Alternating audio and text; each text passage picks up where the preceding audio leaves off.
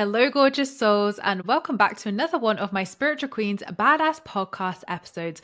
I am so excited to have the wonderful Erica Rose with us today. So, Erica, if you don't know, is a spiritual teacher from Long Island, New York, where she teaches all matters of manifestation, mindset, and intuition development at Spirit and Soul Studio. She is also the author of the Finding Joy in the Journey Mindset Journal and a winner on Wheel of Fortune and a massive Disney Parks and Star Wars fan, my favorite. Welcome to the show, Erica. How are you doing? Yes. Hi, good. Thank you so much for having me. I've loved your work for years. Like, I love your books. I love your decks. I've been following you on Instagram for a while, so I'm so excited to be here. Oh, no, it's been lovely to connect over the years and see your wonderful work. And I was like, Erica needs to come on the podcast. We need to talk about this because you've achieved some incredible manifestations. And I just think it's so incredible when people can hear those stories and hear how it happened for somebody, not just me banging on about it all the time. It's nice to hear other Right. people's experiences and yeah, learn from that as well. So I'm excited to dive into all of your manifestation goodness. But before we get into that, Erica, I would love to know, when did you spiritually awaken? What's your story? Yeah, so I think it was always kind of within me ever since I was little. When I was little, I actually broke my arm, and it could have been like a really bad break, but it was like just an inch above, so like my elbow, so it was kind of a less bad break. And my mom told me that my guardian angel saved me. So then from then I was like, ooh, I have a guardian angel. So I always was super into angels. And then I just loved all the magical things. Like, I loved all the fantasy books and shows. I loved Harry Potter. I loved, I don't know if you guys had it over in the UK, but in America, we had a show called That's So Raven, where she was Yes. like a psychic. You had that? Yes. She was psychic, and I loved that. I wanted to be her. And then when I was about 16 years old, I went to a friend's birthday party, and her mom and grandma were both psychic readers, and they taught us how to read angel cards. They gave us readings, they showed us pendulums. And the coolest thing was they told us how they weren't born psychic. It was something they developed over time. So once I learned that, like, oh, you don't have to be born this way, like, you can develop it, I dove full in. I learned everything I could. I read all the books, I took classes, and yeah, here I am just 16 years later, still going for it.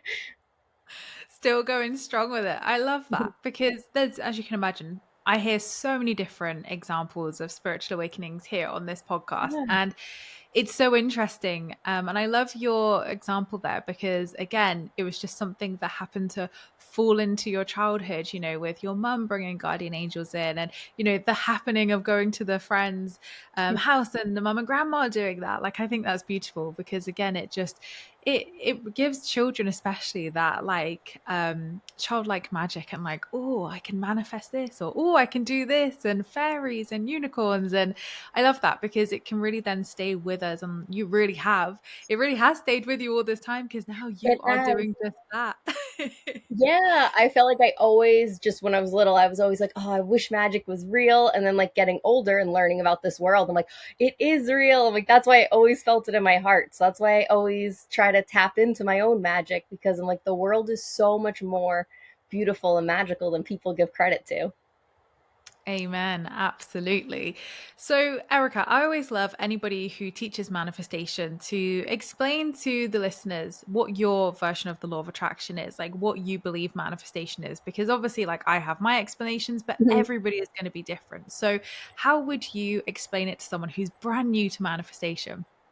Yeah, well, I think it's really just like science, because we're told in science that everything in the universe is made up of energy, and that includes us. We're made up of energy as well. Our thoughts, our feelings, everything projects this energetic frequency. So to me, manifestation is all about learning how to wield your natural energy and kind of get yourself into the energetic frequency to match the things you want to experience, because science says, like, the energy we put out is the energy that comes back to us. So it's about being mindful of what we choose to believe in order to receive.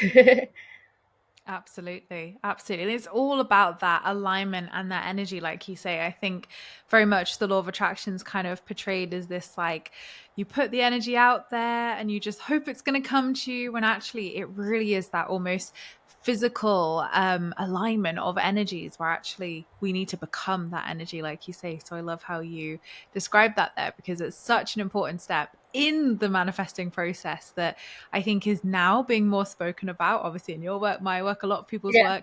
work. Whereas when I first discovered law of attraction in 2016, it was very rarely spoken about. It was just the acting as if process, if anything. But there wasn't much depth behind it. So Yeah. I Yeah. love how When you I explain started, well, thank you. Yeah, when I think I first got into it, I think the only book really out there was like The Secret. And that. that's just like, put it out there. So I felt like I really try to create some of my own methods to kind of play with. I took like that, The Secret, as a base, and I think it's a great base, but like I tried to expand upon that to play around and see what I could create, what I could do, what I needed to do to create and to call things in. Absolutely, absolutely. So let's talk about your recent win then, Erica. So you recently won Wheel of Fortune, and I loved. Obviously, we don't have Wheel of Fortune here in the UK, so I couldn't watch it, but I was love watching your clips and little reels that you put up of it. So, what is Wheel of Fortune for all of us Brits who don't know what it is, and how did you Yeah. manifest getting on there and winning? Yeah, so Wheel of Fortune is like a long-term program. It's been on for 40 years. I think I was a part of the 40th season. And it's a huge show. Like every night, it's always like we have Wheel of Fortune and Jeopardy. So a lot of people like always sit down and watch. You have 7 and 7:30. We sit down and watch it all. It's a really fun game show where you spin the wheel and you win money. You could win lots of prizes. I think it's the coolest game show because even you could be in second place and still win like 20 grand, which is so cool. Like the prizes are amazing. So it was definitely always something that I always watched with my family, but I never like thought about myself being on it. And one time last year, I had a thought, just a random thought, like, oh, I want to be on TV. And then, like, that was it. Didn't think about it again. And, the universe always picks up on these little things. And then a couple months after that, I really wanted to manifest money because I had seen myself prove to myself I could manifest publishing deals, I could manifest true love, but I wanted to manifest like a big chunk of money. I've manifested little bits of money, but I hadn't yet done a big chunk. So I did like a whole money ritual. I like surrounded myself in like a wheel of cash and I really meditated. I wrote myself a check for $20,000. I meditated on it for like a full hour. I used crystals, pyrite, aventurine, everything. And then I let it go. I was like, you know what? This 20,000 is going to come to me one way or another. I'm not going to harp on when, how, why, because the universe always fills that in. And then literally probably about like 3 weeks after that, so it moved pretty quickly, one of my best friends texted me and said that Wheel of Fortune was looking for Star Wars fans for their special Star Wars week. And she was like, you should apply to this. And I have a lot of Leo placements, so I did not even hesitate. I was like, I should apply to this. And I did. I applied instantly. Like later that week, I made an audition video. That was probably like super embarrassing. Like I had costume changes and lightsabers. But I did also talk to them about how I love Star Wars because it's the Force, how it's so similar to things we can create in our own world, like manifestation and stuff. So I think they liked that. And then not too long after that, it was probably like a week later, they called me, asked for an audition.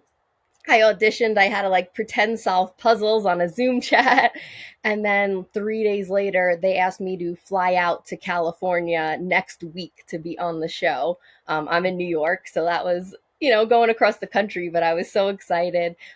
My now fiance, who was my boyfriend at the time, he came with me.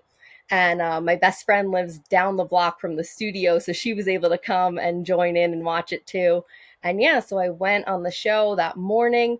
I spent a full hour visualizing myself winning. I got super excited. I saw myself. So if you're the winner, you get to do a bonus round. So I saw myself in the bonus round. And then after that, like when I got there, I just let it go. I met my other contestants and they were so kind, such amazing souls. And I remember thinking, like, okay, universe, you know what? Like, I want to win. But if they win, that's okay. Like, I'm sure you have a reason. I'm going to be so happy for them. I'm going to celebrate them. Like, it is what it is. I'm here for a good time. And then, so we did the show. I hit so many bankrupts because they have a bankrupt square on the wheel. And I just kept hitting bankrupt. So going into like, 3 quarters of the show, I was in last place, had no money, but I still kept thinking, you know what, anything can happen. So I just kept believing. And then I got like one puzzle, I got a second puzzle. And then in the final round, I amassed like $24,000. So then my total was 28,000 and I won. And so I got my 20,000 I tried to manifest plus a little extra. So it was, yeah, such a cool experience. And I know utilizing my energy and being into that neutrality is absolutely why it happened. Yeah, it definitely sounds it. And a huge congratulations, because it must be so nerve-wracking. Like, not only going up on TV, being in front of a live crowd, and I guess when it's such a long-running show like that, you're put with the presenter, the star of the show, and you're like, oh my God, I'm here, I'm in the Yeah. studio. And then you've got to play the game at the same time and like have your mind like on the puzzles and stuff. So it must Mhm. be really hard to keep your calm and stay cool in that environment.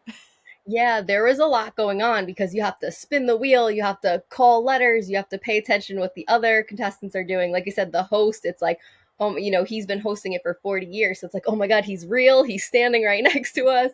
But like I said, I think my Leo placements really helped me out. I have a Leo stellium. So like, I'm good in the spotlight. So I kind of feel a little at ease in the spotlight. So I think that helped me out for sure. Definitely. So, for anybody listening who is maybe really interested by this story and wants to manifest competition wins or even like lottery wins, because I think a lot in the manifestation fair is really focused upon earning, like manifesting money, but it also normally comes with, oh, through a business or oh, through a side hustle. Mhm. And this frustrates me because I'm like, no, you can like win money, you can manifest money through everything. So, if anybody's listening and they're like, I really want to go and do what Erica did, what would be your top tips for someone wanting to manifest a competition win or the lottery? Yeah, I think that's awesome because I agree. I think we need to open ourselves to realize there's fun solutions. Like when I was trying to manifest money, I kept it open to whatever. And I love that the universe found that the best way for me was to literally go on a game show, which is so cool. So I say for anyone trying to manifest big wins like that, just be open to the funness of it all and just really recognize that money can come from anywhere. Like you can find it on the street. You can win a raffle, like see all these different ways and really start to believe and embody. Money can come from anywhere. Money comes from fun, exciting ways. And don't get stuck on like one set way. So a lot of people are stuck like I'm going to win, 40,000 from the lottery. But like when you just have like blinders on like the lottery, you're kind of blocking yourself off where you could win a game show or a competition.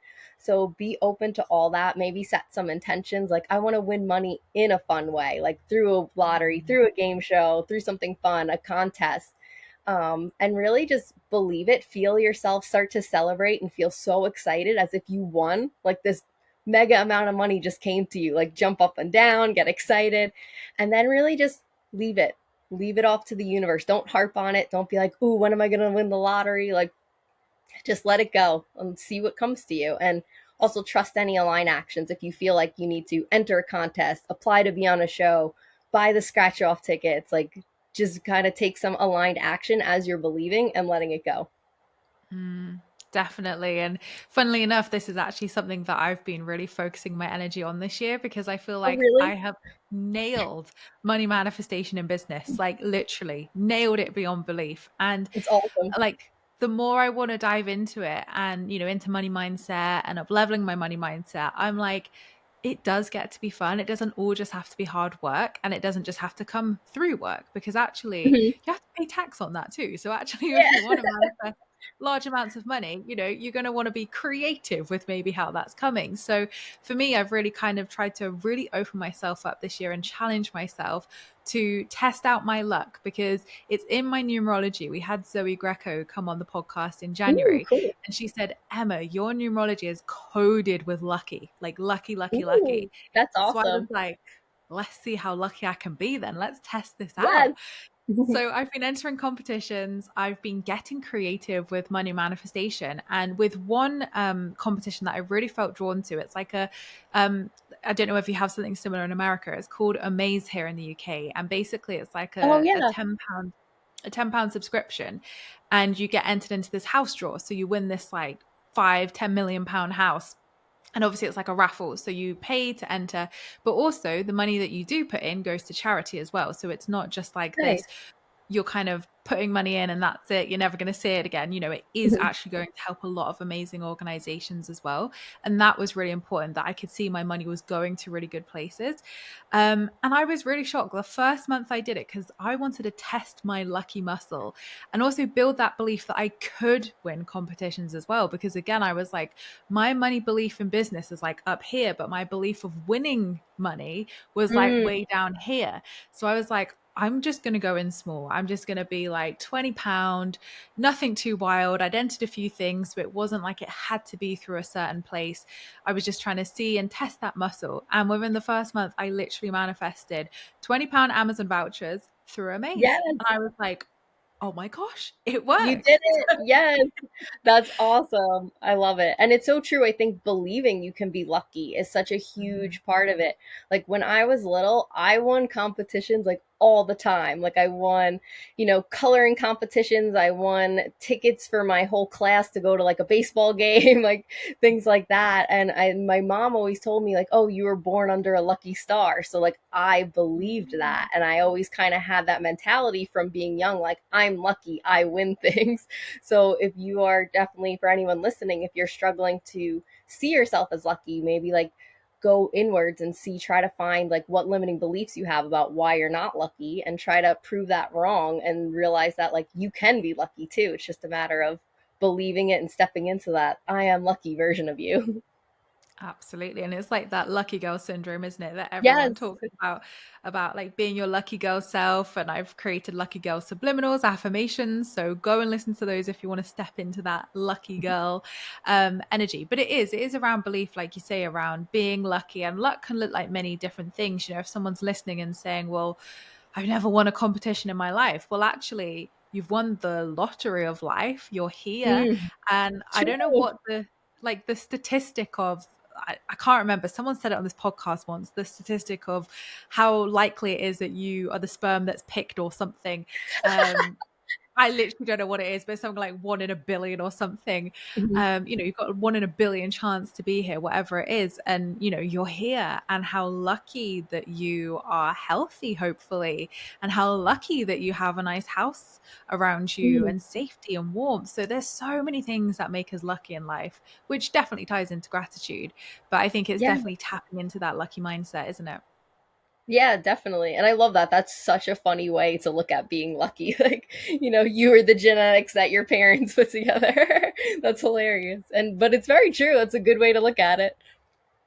So let's talk about love then, Erica. So I Yes. absolutely love how you manifested your now fiance, but Oh, please thank you. explain the story and how you Yeah. manifested him. Yeah, so I always felt like love was like my struggle area, like as a teen and in my 20s. And I think it was when I had like a series, like a one particular person where like we went on like 2 dates and it didn't work out. That was really like my enough is enough moment where I was like, no, I am so tired of love not working out. And then I really went inwards and I thought, okay, I know how to manifest. How can I manifest this? And I was like, what beliefs am I currently carrying about love? And I realized that I had on repeat, like, I never meet anyone good. It's Mm, hard to find someone who wants a serious relationship. There's, all these things. It never works out for me. I'm never the girl in a serious relationship, things like that. And I realized that I was manifesting that. And that's why I wasn't meeting anyone good, why I wasn't having anyone worthy of committing to a serious relationship to, because I was projecting that energy. So I got really serious and I dedicated myself to just cutting out all of those beliefs. Anytime I wanted to believe that, instead, I would say the opposite. I'd be like, there's so many good options out there. There's so many amazing men for me to meet. Meeting someone is easy. Men want serious, committed relationships, things like that. I kept truly believing it. And I also kept looking for examples of people in my life, whether it was my friends, my parents, my sister, of people who had serious relationships with a good partner. And so I use that as my proof. Well, if it happened for them, it can absolutely happen for me. So I really, really shifted my mindset. And then one day too, I was also watching The Office, the American Office, and on it, Jim and Pam, they have like the cutest relationship. They, were best friends at work. Jim always loved her, but she was with someone else, and then they finally got together. And I remember just like feeling in my heart, I was like, I want that. That's so cute. I want that type of relationship. And then I didn't realize it, but I kind of unintentionally manifested that like so quickly, because then I got hired by a new job. And while I was there, I slowly started to become best friends with one of my coworkers, and like genuine best friends, like no intention. And we became so close. And then it was like a year into being like super best friends, I went on a date with someone else. It was one of my friends' friends.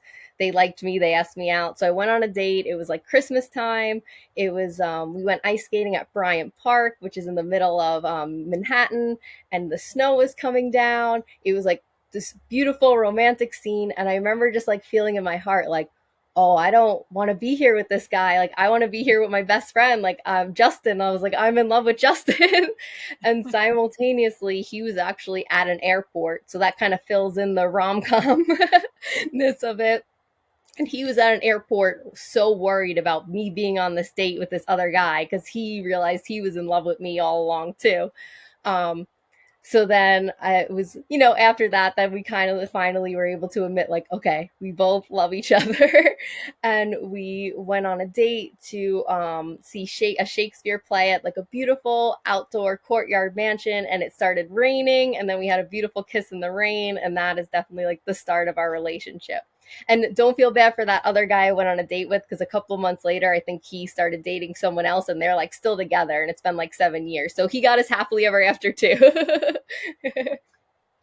And it's So definitely like that kind of thing that people say around, like the string theory of, like how that guy you went on the date with, really kind of made you have that aha moment of, oh, that's how I yeah, really feel about Justin. Oh, I've been I've been hiding yeah, that for a long time. And it's so exactly. sweet that you have your Jim and Pam moment as well. I am the biggest fan of the US Office, so Oh yes, yeah, it's the best. it really is. I feel like most of this podcast could be us talking about Disney, Star Wars, and The Office, but we better keep it Yes, manifestation focused. yes, but all of those have such good manifestation stories within them too. And like I feel like from just like I said, watching them, absorbing them, it's helped me manifest in my life. So I think that's such a good tip I always encourage people, especially when you want to manifest love. Like find a TV couple that you super root for, that you feel in your heart, because your subconscious brain will think it's you. Like I felt so deeply for Jim and Pam, and I literally manifested that story like exactly. I can't say I was the same though. I would say not that I would root for them, but I absolutely love Anthony Bridgerton and Kate from obviously Oh, Bridgerton. yes. Yes. And I read the books before I met my current partner. So literally, like, I'm obsessed. And Kate and Anthony are like, oh my gosh, everything. But obviously, like, Anthony's a rake. So obviously, he's, he has his way around the town. He's maybe, Yes. rough around the edges. Kate, sorts him out. So I wouldn't say that Alex, my partner, is like Anthony at all. But That's good though. That's a good thing. You manifested something better. It's always this or something better. amen, definitely. So I'm glad I definitely didn't set the intention of having someone like Anthony. But Yeah. Yeah. Pick a healthy couple. definitely, definitely. So, what are your top tips then, Erica, for anyone manifesting true love? Yeah, I think definitely just really watch your mindset and realize what energy you're projecting. Like for me, it all changed when I stopped talking to my friends about how dating is the worst, dating's hard, it's hard to meet somebody. When I stopped repeating those thoughts in my head, and when I really dedicated myself to switching and believing I could have this fairy tale romance, this happily ever after. I think a lot of people get stuck too on being like, oh, especially in modern day, like, oh, that's hard to meet somebody that's not on an app. But like, I don't really want to meet somebody on an app. And I think, me personally, I think there's nothing wrong with meeting somebody on an app. I think so many people have met beautiful soulmate relationships. But I feel like I've found other people who are like, oh, I don't want to meet someone on an app. I want to meet someone in real life. So I always tell them, like, believe you can have that story, like, put it out there. Like, you can have this meet cute rom com. Like I always wanted that rom com s story, and that's what I received. So you definitely always receive exactly what you believe. Absolutely. So it's no secret that we both love Disney and Star Wars. Like, I feel like Yes, anybody who follows us is going to know that. yes, But I love it. they are the best. I am a true Star Wars fan, true Disney fan, and The Office Mhm. fan as well, and fantasy Yes, fan as well. So I feel like we could have so many recommendations for each other. But while we're definitely. on, while we're on the topic of it, what does the power of magic and the Force? So you spoke about the Force in Star Wars earlier. So what does the power of magic and the Force teach us about manifestation in the universe? Yeah, so I always think of, the description of the Force. They say it's an energy field created by all living things. It surrounds us and penetrates us. It binds the galaxy together. And that is the universe. It's exactly the universe. Like when the Jedi try to reach out and use the Force, it's the same energy field that we're working with. And while like we might not be able to like telekinetically bring things to us yet, Yeah. we definitely can call in the things we want. Like I love kind of pretending I'm a Jedi and imagine myself using the Force to call in money or like fun opportunities, travel, exciting things. Like I imagine just wielding the Force to pull it into me. And I think what's so inspiring too about the Jedi is like they all use meditation. They all like meditate. That's how they go into their calm place. But I do think one of the reasons why the Jedi kind of failed and got wiped out is because they shied away from their shadow side. Like, I always think if Anakin had just been able to feel, he wouldn't have Yes. turned to the dark side because they always just tried to shut him down. Like when his mom died, his feelings for Padme, they were like, all just like get over your feelings, Anakin, just deal with it. And that's what drove him to have that outburst. And I think if the Jedi would have just embraced true balance, because it's funny, they always speak about balance in the Force, but the Jedi of the prequel era were not very balanced. They were very much just like, oh, the light side. But you need that true balance of both your light and your dark. You need to understand we all have that shadow side, and that's absolutely what helps us learn to manifest. We need to tap into both sides and achieve true balance, and that is how we use the Force. Thank Absolutely. I feel like that is the best description I've ever heard of it. But I even you. feel like I've Yes. had so many breakthroughs watching Star Wars or even like The Matrix is another film where I was like, oh my God. And I had to like pause the film. And Alex was like, what are you doing? I'm like, I've just had a massive breakthrough and I need to write this down because I'm going to forget it. And he's like, what do Yes. you mean? Like, Morpheus is just talking on the screen. And I'm like, no, he's just said something that has like changed everything for me. And it's lovely when we can like watch a TV show or watch a film. And, it does like really talk about, like creating your reality, manifestation. And nowadays, we can't watch one show, it feels like, without somebody mentioning manifestation. And Alex is like, oh, It's for God's true. sake, they're talking about it again. And I'm like, yes. Yes, yeah. Oh, I have like in my notes app all things like when I'm watching, I rewatch like all the Star Wars TV shows like over and over again. I'm currently doing a rewatch of Mando, which I know you love a lot. And anytime I like someone says something good, I always like write it down in my notes app. I'm like, oh yeah, this is spiritual, this is manifestation. So it's just filled with so much inspiration. I feel like Marvel does that as well. I feel like we've missed out Marvel here. I feel like there's a lot of manifestation and spirituality there too. Yeah, they definitely do, for So, what sure. are your go to manifestation rituals and practices? What do you really love to do to manifest? Yeah, so what I like to do is I first like to kind of figure out what's holding me back, like what's blocking me. Like when it comes to manifesting like the bigger things, I think it's so important to go inwards and realize like how are we blocking ourselves from that. Like I think of anti-hero, I'm the problem, it's me. Taylor Swift is another one filled with amazing manifestation advice.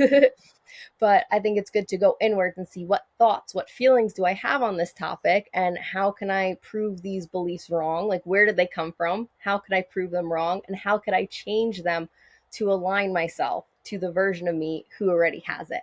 And from there, once I feel like I fully, truly believe, I really like to visualize, and I like to visualize myself already having it.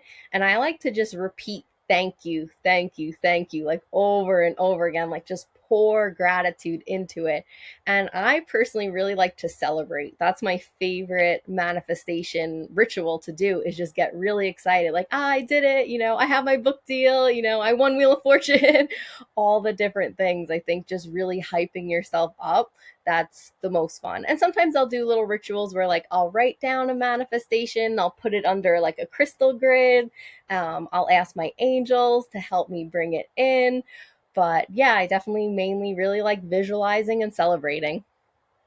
I love that. And celebration is important, like you say, because even if you're celebrating before it's coming, you're kind of preempting it. You're being like, oh my God, I'm so lucky and grateful. I'm feeling all those emotions and feelings of what I'd feel when it's here right now. So you tap in instantly into that version of yourself who has that desire, because you are literally feeling the emotions and energy and vibration of the version of yourself who is celebrating for real. So I love that, because it's a great little preemptive exercise to do